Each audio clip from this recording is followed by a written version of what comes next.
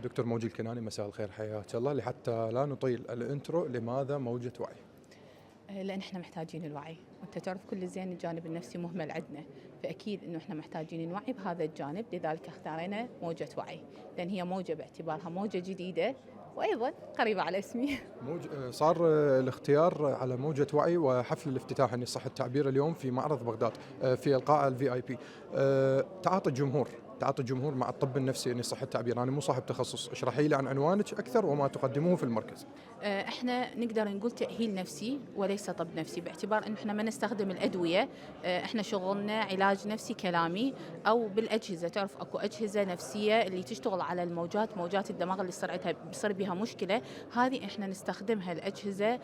تأهيل أطفال ذوي احتياجات خاصة، علاج أسري، زواجي. تعرف كل زين نسب الطلاق اللي زادت، انه محتاجين علاج زواجي يكون موجود، وايضا انه احنا محتاجين التأهيل النفسي بكل حياتنا. مو شرط الشخص تكون عنده اضطرابات او مشاكل كلش كبيره، او للاسف مثل ما احنا هو نسمع. تجيبونه يمكن. بالضبط، قوة نجيبكم. مو سؤال. الأجهزة، أنت سولفتي لي كثيرا عن الأجهزة، لكن أنا أحب أترك الأمر لصاحب التخصص. شنو الأجهزة المميزة، ندرة هذه الأجهزة في مركزكم دونا عن بقية المراكز؟ هي تقدر تقول أول مركز يجيب هذه الأجهزة متخصصة بالعلاج النفسي بدون تدخل دوائي. هو نيرو فيدباك والبايو فيدباك والتي دي سي، هذه تشتغل على موجات الدماغ بدون ما احنا ندخل اي شيء اجراء يعني جراحي او حقن او هذه الامور، فهي تشتغل على القشره الدماغيه للدماغ. الموجات داخل الدماغ يصير بها مشكله لما الشخص يعاني من القلق او الاكتئاب او اي اضطراب ثاني حسب وضعه تشخيصه.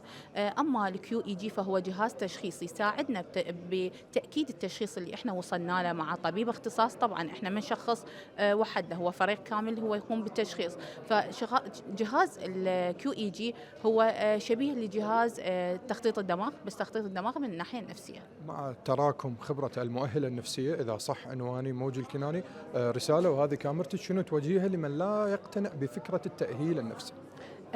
مو كل شيء نحتاجه هو دواء وبس، لا احنا مرات نحتاج فقط انه احد يسمعنا، احد يكون فاهم لبروتوكولات خاصه بالتاهيل النفسي والعلاج النفسي. احنا نبتعد عن العلاج النفسي، نقول تاهيل نفسي على مود نوصل فكره انه مو شخص لازم يكون مريض او يكون مجنون يلا يوصل للعلاج التاهيل النفسي، العفو، لا، اكو اشخاص كلش طبيعي انهم عندهم مشاكل صغيره كلش ويحتاجون تاهيل نفسي.